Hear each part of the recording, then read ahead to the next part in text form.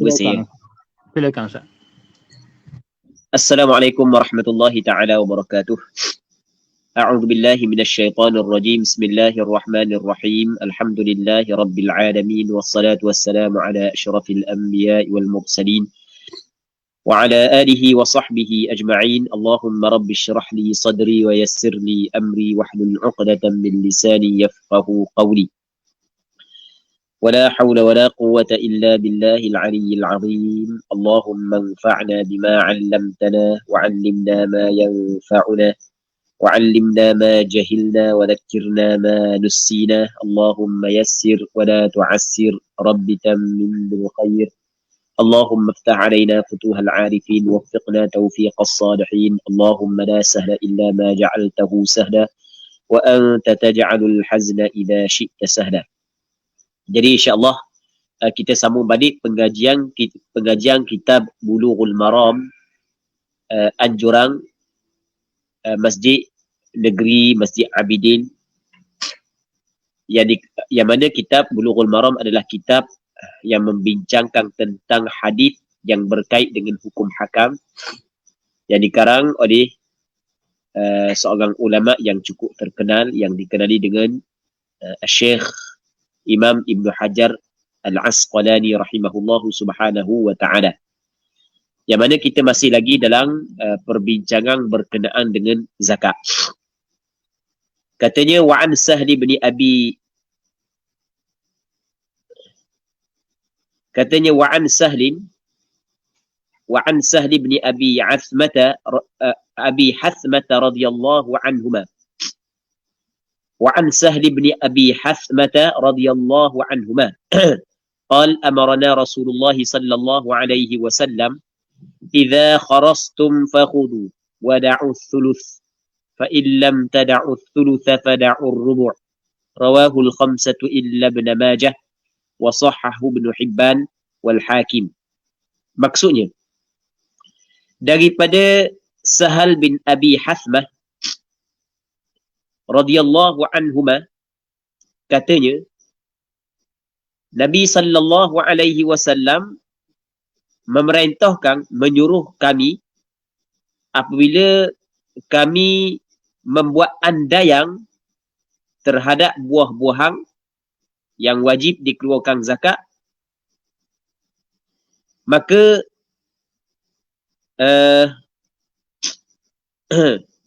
apabila kamu memungut zakat buah anggur terus dari pokoknya melalui taksirang, tinggalkan 1/3-nya. Jika tidak 1/3-nya, maka tinggalkanlah 1/4-nya. Hadis riwayat 5 orang ulama hadis, kecuali Imam Ibn Majah tidak meriwayatkan hadis ini. Dan hadis ini dinilai sahih oleh Imam Ibn Hibban dan Imam Hakim An-Naisaburi. Muslimin muslimat yang dirahmati oleh Allah Subhanahu wa taala. Cuma terjemahan dia tidak berapa nak faham mana. Okey, gini. Dalam hadis ni seorang sahabat yang dikenali dengan Sahal menceritakan kepada kita bahawasanya Rasulullah pernah memerintah kepada sahabat yang memungut zakat. Di sana ada sahabat yang dilantik oleh Rasulullah untuk memungut zakat. Zakat benda ni zakat buah tamar. Zakat benda zakat buah tamar. Yang mana kata Rasulullah sallallahu alaihi wasallam, kalau kamu membuat khars ni membuat andaian. Atau makna khars membuat andaian. Kalau kita kat ni kita kan kita kata buat andaian kan kita panggil benda kita dah ingat dah istilah kita. Anggorang lah, buat anggorang. Itu makna kharsun, anggorang. Dia gini, buat anggarang gini, anggarang. Kita kena faham dulu situasi dan keadaan ni. Katakanlah, si Fulang ni dia memiliki seluas 10 ekar ladang tamar. Sebagai contoh. Maka apabila siapa masuk dah, buah tamar boleh dah ambil, boleh dah petik, maka apa yang diwajibkan kepada tuang ladang saat ni tu kena keluar zakat. Kena keluar zakat. Sebanyak berapa? sebanyak 1/10 ataupun 1/20. Sebab kita bincang dah sebelum daripada ni, kalau disirami ataupun penyiraman dia perlu kepada perbelanjaan, maka keluar sebanyak 1/20. Kalau tidak ada perbelanjaan, maka zakat dia sebanyak 1/10. Okey, boleh jelas? Dia pada asalnya apabila kena keluar 1/10, maka tamar hak yang dapat saat ni tu, hasil hak yang dapat saat ni tu, dia berkongsi di antara tuang dia dengan fakir miskin, dengan asnaf. Nak berkongsi. Maksudnya tuang dia, misalnya kata boleh dalam 10 tang. Sebagai contoh, 10 tang. Maka sebenarnya satu tang untuk fakir miskin. 9 tang lagi untuk siapa? Untuk tuang dia. Maksudnya berkongsi sebenarnya. Okey, boleh faham. Jadi tuang dia tak boleh nak jual dulu apa semua sekali sebelum daripada jelas bahagian banyak mana hak yang perlu dikeluarkan kepada fakir miskin. Boleh faham? Boleh faham. Maka kalau tuang dia nak jual apa semua sekali, maka kaedahnya adalah buat kharsun, buat anggaran. Yang mana orang hak yang membuat anggaran saat ni itu adalah pihak yang dilantik oleh kerajaan. Pihak yang dilantik oleh kerajaan. Jadi pihak yang membuat anggaran dia tengok, dia baca secara kasar, maka buah ni tubik sekian. Maka apabila tuang kebun terima daripada anggaran tersebut, maka tuang kebun kena keluar zakat sekadar apa hak yang dibaca, dianggarkan oleh orang hak yang membuat anggaran, hak yang dihantar oleh kerajaan tadi. Okey, boleh faham. Cuma nanti dia buat keluar zakat dia, buat keluar zakat buah tamar lagi. Dia buat ke zakat dia, zakat buah tamar. Okey, boleh faham. Jelas tak? Faham lah. Itu dia panggil dia buat anggaran. Di anggaran dia tidak tepat 100%, tapi syarak memberi keizinan dalam hal ini kerana nak meraihkan dua pihak. Pihak yang pertama nak meraihkan pemilik kerana payah dia nak urus perkara tersebut kalau tidak buat anggaran, nak jual dulu apa semua sekali payah. Okey, boleh faham kan? Jadi kalau apabila buat anggaran, jadi kan mudah dah kan? Jadi tahu dah banyak mana hak yang perlu dikeluarkan apabila jadi tamar lagi. Dia tamar ni hak yang kering dah tu tamar. Faham tak lagi? Hak tamar tu kering. Dia sebenarnya dia kena keluar zakat tamar. Maksudnya kalau hak yang nanti kita akan bincang lepas daripada ni ya. Lepas bincang kita bincang lepas daripada ni. Sebab hadis yang berikutnya akan disebut masalah ni. Okey, jelas tak? Cuma dalam hadis ni menyebut bahawasanya apa hak yang diperintahkan oleh Rasulullah kepada sahabat hak yang pergi pungut zakat, hak yang membuat anggaran saat itu, Rasulullah perintah supaya mereka itu tinggal 1/3 kepada pemiliknya ataupun 1/4. Maksudnya buat anggaran, tolak 1/3. Sebab dia tolak 1/3 kerana nak biarkan tuang dia saat itu guna untuk makan sendiri, nak bagi ke orang tu, jirang, tetangga. Okey, boleh faham. Jadi ambil hak yang 2/3 saja hak yang dikeluarkan zakat. Boleh faham. 1/3 biarkan. Lepas tu, ataupun 1/4. Hak tu tengok kepada kepandaian orang hak yang membuat anggaran. Sepatut nak tinggal 1/3 ke 1/4. Okey, boleh faham. Kena ra'i belaka lah. Dengan keadaan tuang dia pun sekali. Okey, sepatut 1/3 ke 1/4. Okey, jelas tak? Tinggal kepada tuang dia. Jadi hak yang kira zakat saat itu sama ada 2/3 ataupun 3/4. Jelas tak? 2/3 dah kan kita biarkan 1/3. Jadi bermakna tinggal lagi benda 2/3. Kalau kita kata biarkan kepada dia 1/4, jadi bermakna tinggal lagi 3/4 yang kita kira zakat. Faham tak Zul? Jelas kan? Namun mazhab Imam Syafi'i tidaklah berpandangan seperti begitu. Itu pandangan sebahagian daripada ulama fiqh di dalam hukum kharsun. Mazhab Imam Syafi'i tidak begitu. Mazhab Imam Syafi'i berpandangan bahawasanya orang hak yang membuat andaian tu kena buat andaian keseluruhan tanpa tanpa mengecualikan kadar 1/3 ataupun 1/4. Jelas. Tanpa mengecualikan kadar 1/3 ataupun 1/4. Baik, kena buat andaian semua. Dan kena keluar zakat semua sekali. Sebab semua sekali kan? Wa atu haqqahu yawma hasadi. Mu kena beri akan haknya pada hari petik. Jadi oleh kerana dia termasuk buah-buahan, hak yang wajib kena keluar zakat, maka tak ada pengecualian, kena keluar belakang. Maksud kena kira keseluruhan. Tak ada pengecualian 1/3 dan 1/4. Hadis ni pula, letak mana? Kalau Rasulullah biarkan 1/3 ataupun 1/4. Sebagian daripada ulama kata hadis ni hadis dhaif. Apabila hadis dhaif, maka tidak boleh dijadikan sandaran hukum. Tetapi dalam masalah anggaran tu, hak tu wujud. Hak tu memang dituntut, disyariatkan. Maksudnya, disunatkan buat perkara tersebut untuk memudahkan kepada pemilik kebun, pemilik buah dia. Dan benda ni dilakukan oleh sahabat-sahabat yang diutuskan oleh Rasulullah berpandukan kepada hadis-hadis yang lain. Cuma masalah biarkan, hak tu adalah hadis yang dhaif. Okey, atas pandangan sebahagian daripada ulama. Namun sebahagian yang lain menilai hadis ini adalah sebagai hadis bukan dhaif, hadis hasan. Maksudnya hadis yang boleh diterima. Baik. Dan kalau atas pandangan yang mengatakan hadis ni boleh diterima, maka kenapakah mazhab Imam Syafi'i ataupun Imam Syafi'i dia kata kena kira belaka, sedangkan dalam hadis ni jelas suruh tinggal 1/3 ataupun 1/4. Okey.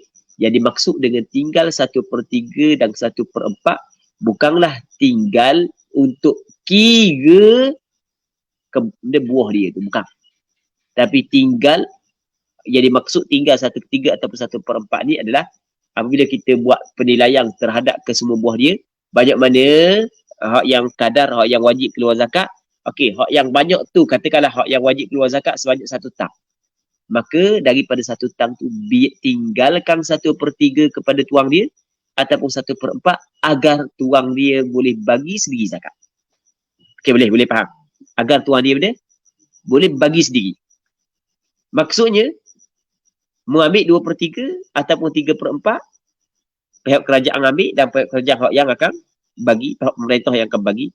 Manakala 1/3 ataupun 1/4 diserahkan kepada tuang dia untuk tuang dia bagi sendiri mana hak fakir miskin, hak yang dirasai oleh tuang dia, hak yang layak untuk menerima zakat tersebut. Okey, boleh faham? Itu mengikut pandangan mazhab Imam Syafi'i. Muslimin muslimat yang dirahmati oleh Allah Subhanahu wa taala. Katanya lagi, wa an Attab bin Usaid radhiyallahu anhu qala amara Rasulullah sallallahu alaihi wasallam an yukhrasa al-'inab kama yukhrasu an-nakhl wa tu'khadhu zakatuhu zabibah. Rawahu al-khamsah wa fihi inqita'. Maksudnya, Attab bin Usaid radhiyallahu anhu telah menceritakan bahawa Rasulullah telah memerintahkan kepada kami untuk membuat menaksirkan. Dia terjemah tu, menaksirkan anggur, buah anggur. Dia tidak lagi buat dia buat kita kata cakap buat anggarang lah. Anggarang terhadap buah anggur. Seperti menaksirkan buah kurma.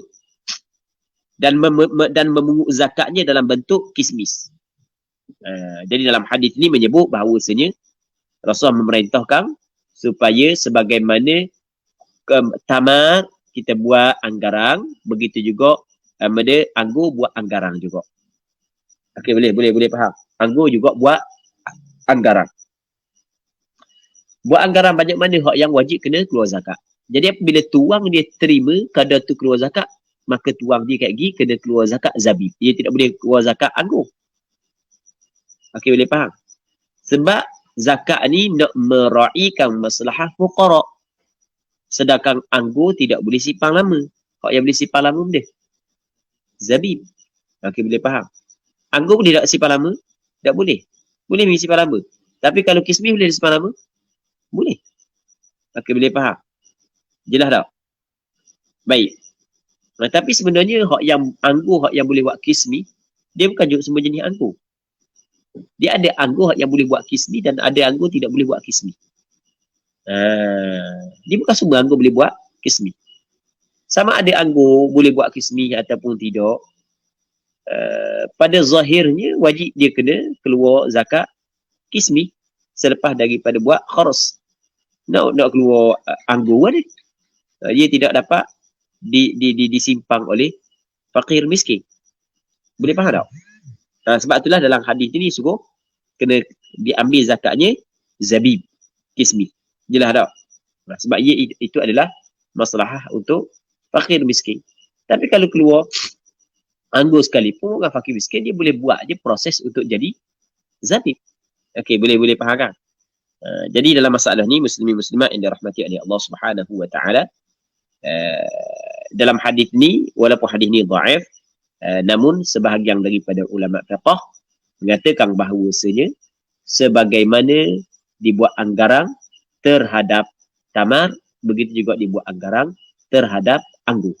Cuma anggur yang dibuat anggarang, hak yang dikeluarkan zakat nanti adalah benda zabib, bukan anggur. Okey, boleh faham. Dia muslimin muslimat yang dirahmati oleh Allah Subhanahu wa taala. Dia pada asalnya, pada asalnya kalau orang tu ada buah tamar ke, buah anggur ke, bila cukup nisab, pada waktu ambil buah tersebut, maka wajib dia kena keluar zakat sebanyak 1/10 ataupun 1/20. Okey, ingat tak? 1/10 ataupun 1/20. Okey. Jadi bermakna hak asnaf ataupun hak fakir miskin pada zakat tersebut terikat dengan ain ataupun zat buah-buahan itu. Betul tak? Terikat dengan zat dan ain buah-buahan itu. Betul? Maksudnya kalau boleh 10 tang, jadi bermakna 1 tang daripada 10 tang tersebut adalah hak fakir miskin. Terikat dengan ain, dengan zat buah-buahan. Tetapi kalau melalui proses khars ataupun kita kata buat andayang, buat anggarang, maka ketika tu apabila pemilik dia terima, maka bertukar bergantung hak fakir miskin terhadap zat buah-buahan kepada zimmah. Apa benda zimmah? Tanggungan.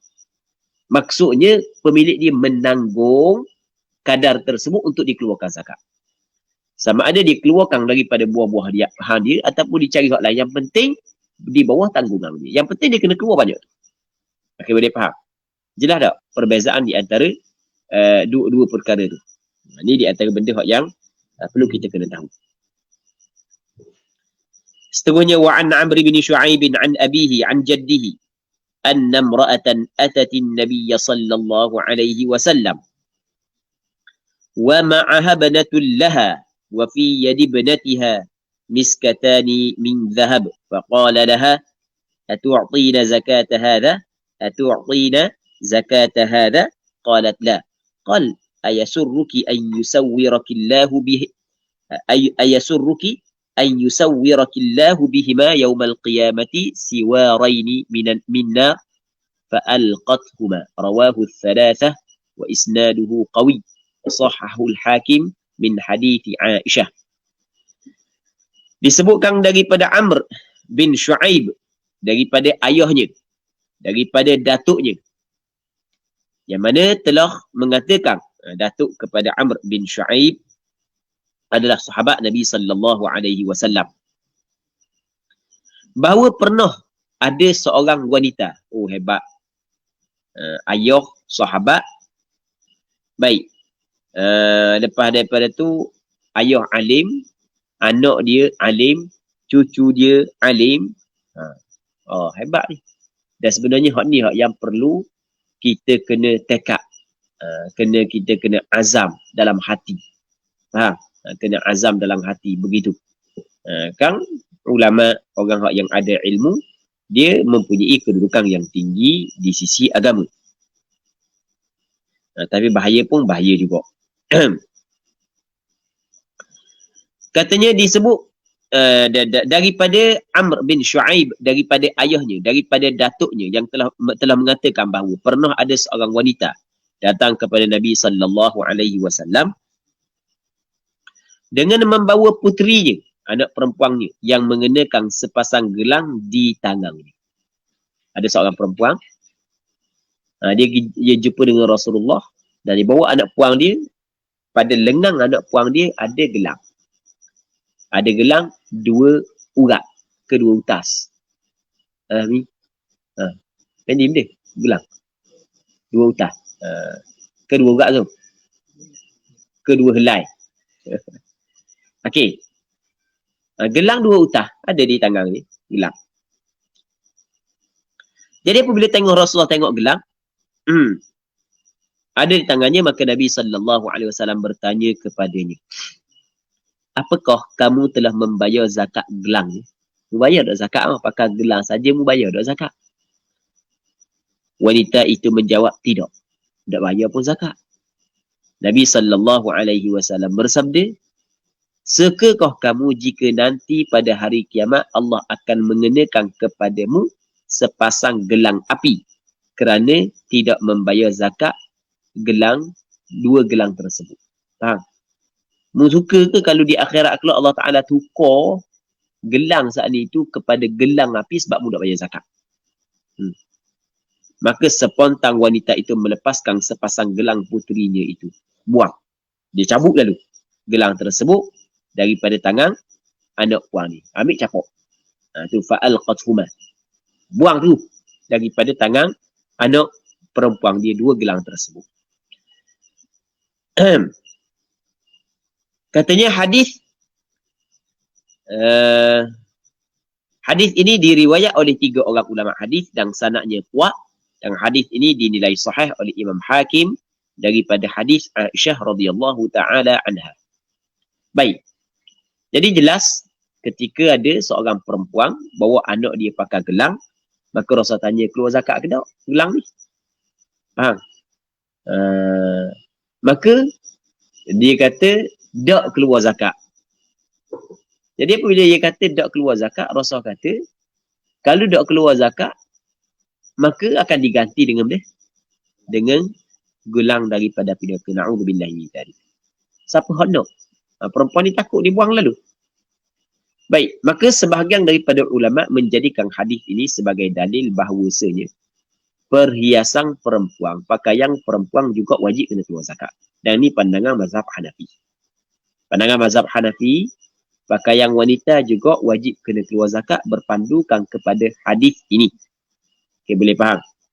Namun majoriti ulama fiqh, termasuklah pandangan mu'tamad dalam mazhab Imam Syafi'i, bahawasanya gelang perempuan, rantai perempuan, pakaian perempuan dan perhiasan perempuan daripada emas ataupun daripada perak tidak wajib keluar zakat.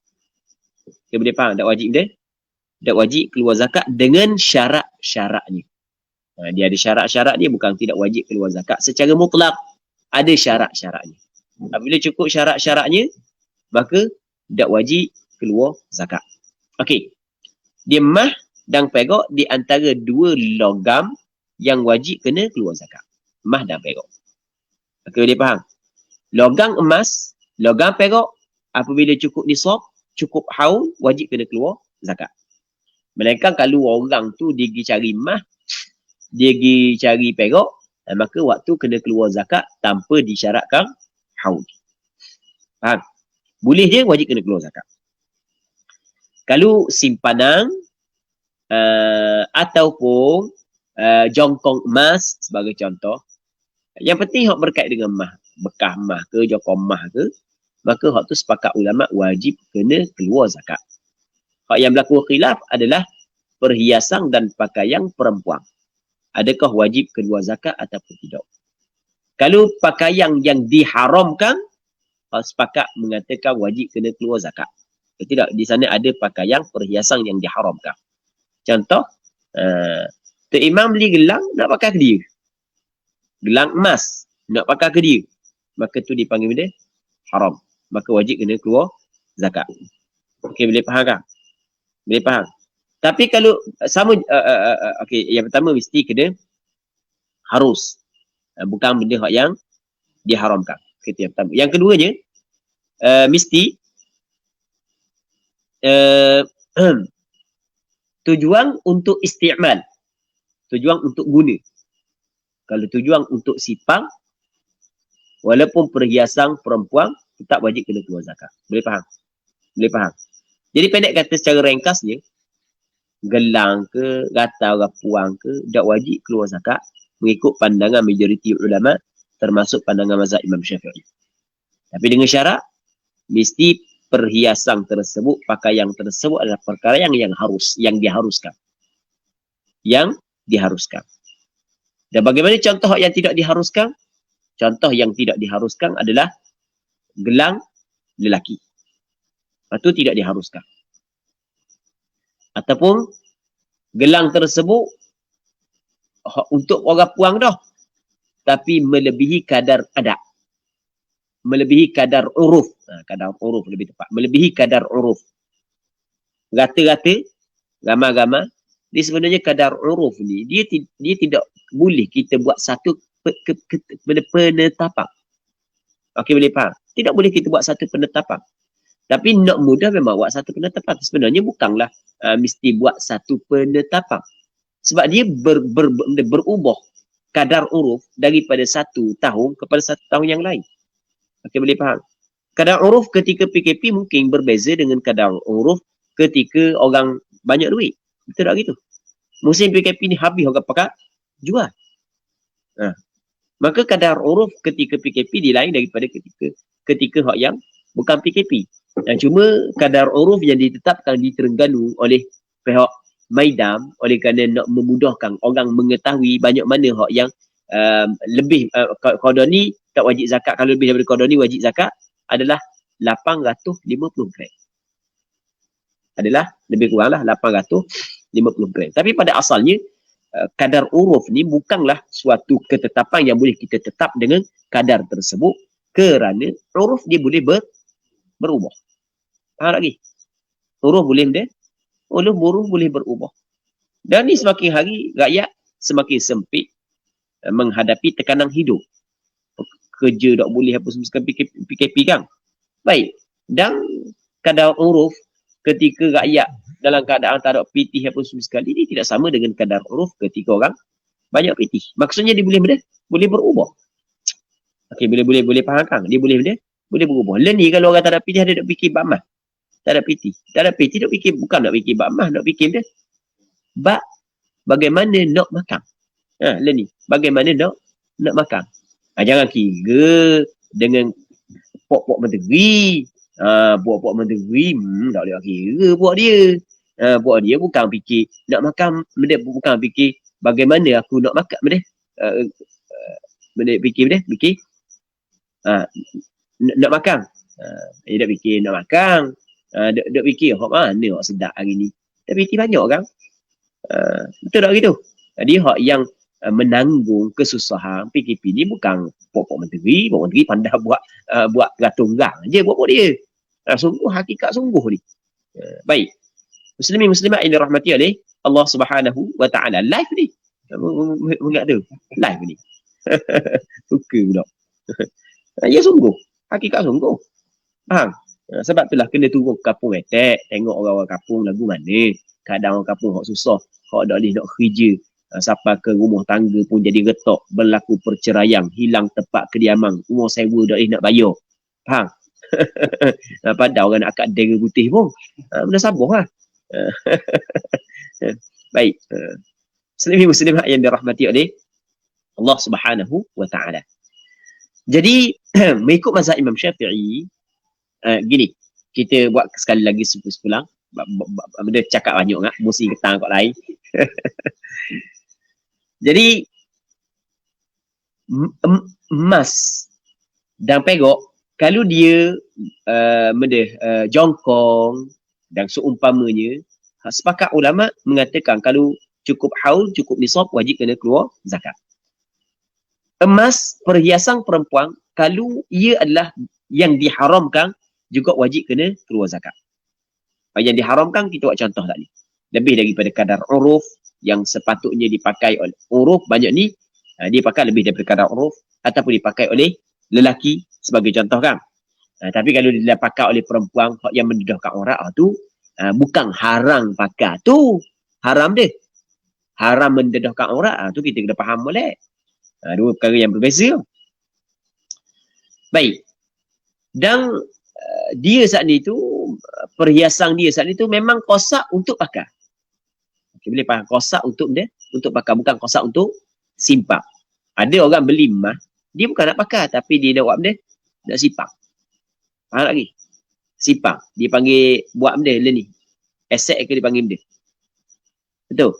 Simpan. Orang kata, emas ni semakin hari semakin mahal, semakin hari semakin mahal. Dia beli lah. Simpan. Orang puang beli tak pakai tu. Sebab dia biasa kalau misalnya nak murah, dia kena beli hak second. Dia tak beli hak baru. Hak baru kena bayar upah pula. Dia tak bayar upah dah. Biasa gitulah. Faham? Jadi nak simpan. Okey, apabila kosak nak simpan, maka wajib kena keluar zakat. Tapi kalau kosak pakai, tak wajib keluar zakat. Adakah mesti kena pakai semua? Tak. Bukan mesti kena pakai semua. Yang penting pakai. Dia orang puang kalau misalnya ada 800 gram mah. Tak akan tak tubuh belaka. Dah tak tubuh ya gili ya. Gili hok ni. Tapi kosak untuk pakai. Okey, boleh faham. Jadi kalau letak dalam robok pun, memang kita kata simpang. Kita memang kata simpang. Simpang jadi wajib keluar zakat. Tapi simpang hok yang dimaksud oleh ulama fiqh bukan simpang hok yang difahami dalam bahasa kita. Maksudnya simpanan hak yang dia jadikan simpanan dengan maksud bukan tujuan untuk dipakai. Tapi kalau tujuan untuk dipakai, walaupun dia tidak pakai melainkan seminggu sekali, maka dinamakan dia untuk dipakai. Maka tidak wajib keluar zakat menurut pandangan mazhab Imam Syafi'i. Okey, boleh faham? Baik. Dan hadis ni boleh. Hadis ni pula nak tak mana? Hadis ni sebenarnya ada perbincangan, ada sebahagian daripada ulama hadis menilai hadis ini sebagai hadis dhaif. Walaupun Imam Ibn Hajar dia kata hadis ni adalah hadis sanad dia kuat. Dia tidak semesti hadis yang sanad dia kuat. Tak semesti hadis saat itu adalah hadis sahih, tak semesti hadis hasan. Kadang-kadang sanad dia kuat tapi matang dia ada masalah. Jadi sebenarnya apabila sebut kata sanad kuat dia tidak lazim baik hadis tu mesti hadis sahih, tak semesti. Jadi ada sebahagian daripada ulama menilai hadis ini sebagai hadis dhaif. Baik. Jadi adalah perbincangan yang dibincang oleh ulama dalam memahami hadis ini bertepatan dengan mazhab Imam Syafi'i. Tapi kalau mengikut mazhab Hanafi, jelas hadis ini juga menjadi dalil ataupun menunjuk bahawasanya gelang perhiasan perempuan juga wajib kena keluar zakat.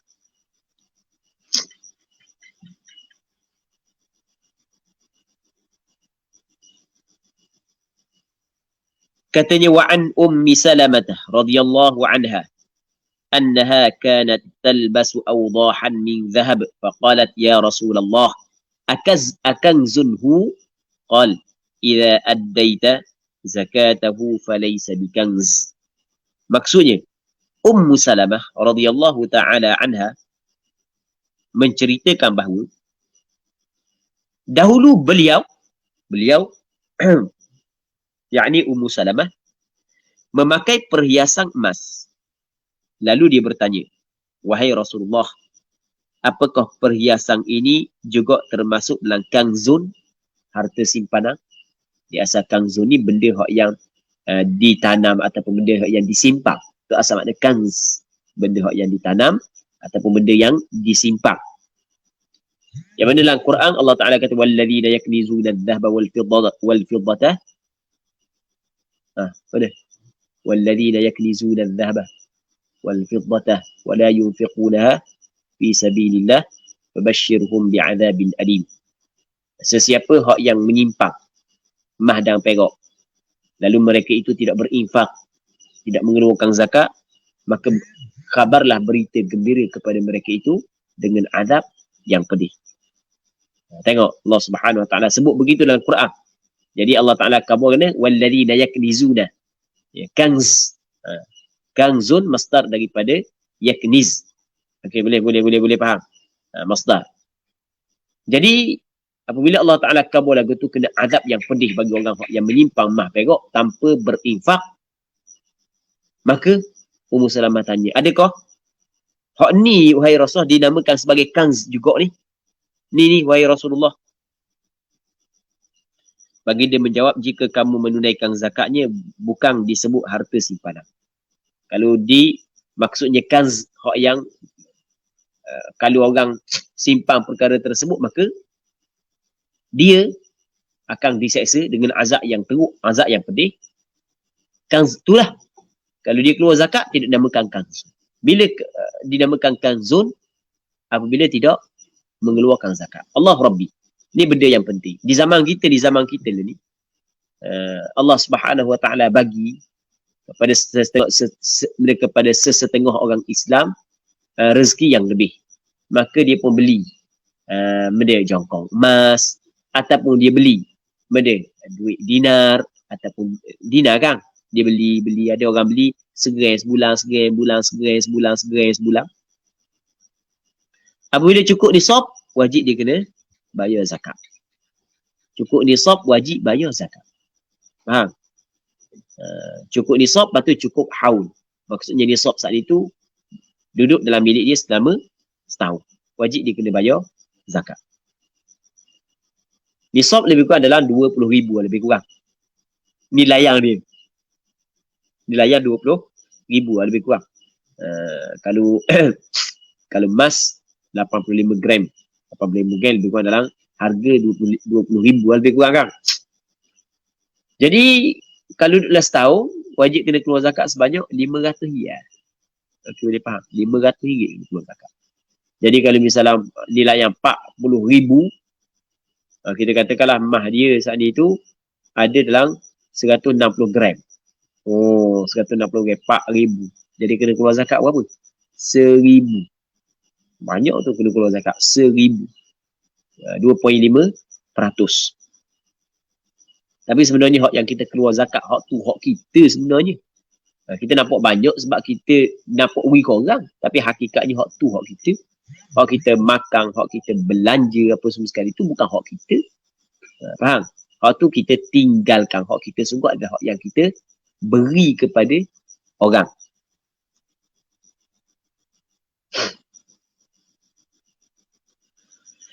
Muslimin muslimat yang dirahmati oleh Allah Subhanahu Wa Taala, dan hadis ini juga menjadi dalil kepada mazhab Hanafi.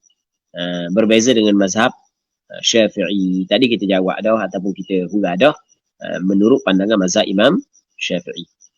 Seterusnya, wa an Samurah bin Jundub radhiyallahu anhu qala kana Rasulullah sallallahu alaihi wasallam ya'muruna an nukhrij as-sadaqata min alladhi na'uddu lahu lil bai'. Rawahu Abu Dawud wa isnaduhu layyin.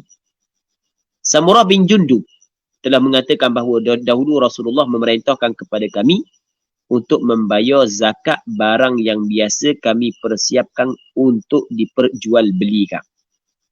Jadi kami diperintahkan oleh Rasulullah mengeluarkan zakat daripada perkara yang kami siapkan untuk berniaga. Jadi barang ni kalau ia siapkan untuk berniaga, maka wajib kena keluar zakat. Jadi dia beli madu lebih kurang dalam 50 botol. Memang dia kosak untuk berniaga. Tapi dah cakap nak ngeping, tak laku lagi. Tiba-tiba cukup setahun. Dalam milik dia barang tu, barang yang ada niaga cukup setahun. Contoh, cukup setahun. Okey lah, saat ni kita contoh madu. Lain sama jugalah. Coklat ke, contoh. Okey, cukup setahun. Jadi apabila cukup setahun, maka wajib dia kena keluarkan zakat daripada barang yang dia siapkan untuk perniagaan. Wajib dia kena keluarkan zakat. Okey, boleh faham? Hadis ni sebenarnya hadis ni dhaif. Namun barangan perniagaan atau perniagaan wajib kena keluar zakat adalah perkara yang disepakati oleh ulama. Dia masalah perniagaan ni mesti kena cukup haul. Lepas tu nisab hanya dikirakan pada penghujung haul. Maksudnya permulaan perniagaan tidak disyaratkan cukup nisab. Okey, boleh faham? Boleh faham? Baik. Jadi orang yang dia berniaga, okey, contoh dia berniaga, maka apabila cukup haul, maka wajib dia kena keluar zakat perniagaan ni. Okey, kita buat contoh yang biasa orang terlepas pandang. Ni biasa orang terlepas pandang. Orang tu dia ada tanah. Dia beli saka ke, dia beli ke, orang bagi kepada dia ke, ataupun dia teroka ke. Faham lagi tak? Dia tidak teroka tanah. Berarti getoh, orang kata getoh. Faham tak lagi? Getoh. Cuma tak boleh banyak-banyak kerajaan marah. Mereka kalau dia rauk je dah apa, banyak sikit. Rauk tak apa, tak ada masalah kerajaan marah tu. Jadi kita rauk tak ada masalah banyak-banyak. Boleh? Jadi kita nak cerita benda muslimat yang dirahmati oleh Allah Subhanahu Wa Taala. Dia saat itu ada tanah, seka. Tanah tu dia dapat saka ke dia beli tu jual bukan nak lega rasa. Tapi oleh kerana PKP ni teruk sangat, kesang PKP ni, jadi habis barang dah jual. Tengok tu tak ada dah, tengok ni tak ada dah, habis dah barang, benda lagi yang boleh jual dia. Duk fikir benda lagi dia boleh jual. Nak jual orang tak boleh. Sebab bukan pi orang beli Jadi fikir nak jual benda. Oh, tanah ada sekepi. Oh, dah cara tanah jual. Okey, boleh faham? Jual. Jadi apabila dia niat jual, ada apa lagi? Maka dia pun war-warkan. Okey, serta dengan perbuatan niat yang disertakan dengan perbuatan, maka dikirakan permulaan haul perniagaan dia. Tiba-tiba, sampai setahun, tak ada orang beli lagi. Okey, barang tu barang perniagaan ke tak? Barang perniagaan. Maka wajib kena keluar zakat. Dan laku lagi, dia dah pula wajib kena keluar zakat. Dah keluar kan Nabi tiada, nanti laku lah. Nanti laku keluar zakat. Okey, boleh faham? Allah Rabbi. Ni benda yang penting. Daklah aku lagi setahun dah tak jadi nak jual, ada apa lah. Tak wajib keluar zakat tak jadi jual kan? Okey, boleh. Baik. Muslimat yang dirahmati oleh Allah Subhanahu Wa Taala.